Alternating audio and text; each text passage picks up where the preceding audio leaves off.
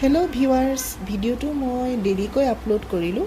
দুদিনমান আগতে আমি গুৱাহাটীৰে এখন মললৈ গৈছিলোঁ সন্ধিয়া। সেইখন হ'ল শুভম চুপি। বৰ ধুনীয়া ভিতৰটো, আৰু মলখনত কোৱালিটি বস্তু পোৱা যায়। এইবোৰ ফ্লাৱাৰ, গিফ্ট আইটেম, ধুনীয়া সজোৱা বস্তু ডেক'ৰেশ্যনৰ কাৰণে বৰ বঢ়িয়া লাগিলে। বহুত দিনৰ মূৰত গ'লোঁ। মাইনাৰ একচুৱেলি মোৰ ছোৱালীজনীৰ কাপোৰ বিচাৰিহে গৈছোঁ। মানে গৰমত, খুব গৰম পৰিছেতো, গৰমত ভাল কাপোৰ তাইৰ কাৰণে ল'বৰ কাৰণে গ'লোঁ। এয়া ফুটৱেৰ, এইখিনি এইফালে সৰু সৰু ল'ৰা ছোৱালীৰ কাপোৰ আছে, ভেৰাইটিজ কাপোৰ। আৰু ইয়াত বহুতে কয় দামটো বহুত বেছি, কিন্তু তেনেকুৱা একো নহয়।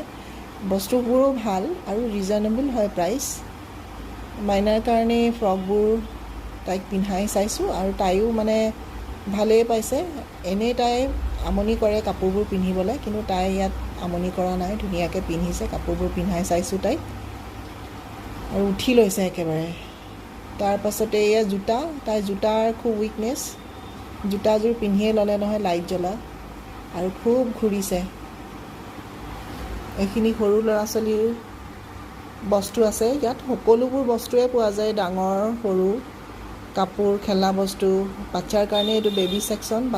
বাচ্ছাৰ কাৰণে ইয়াত বুক, ধুনীয়া ধুনীয়া কিতাপ।